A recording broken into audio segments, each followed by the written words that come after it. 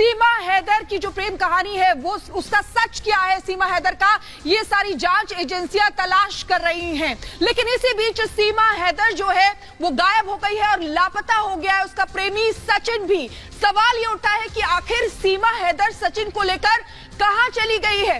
क्या ये सीमा हैदर की कोई चाल तो नहीं है? रिपोर्ट आपको दिखाते हैं।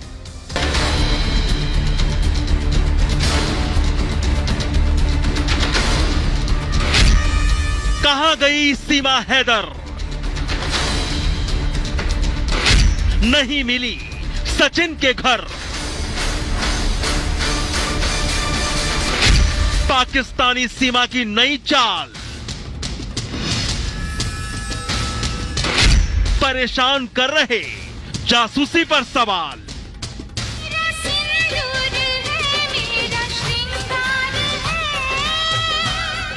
पाल तक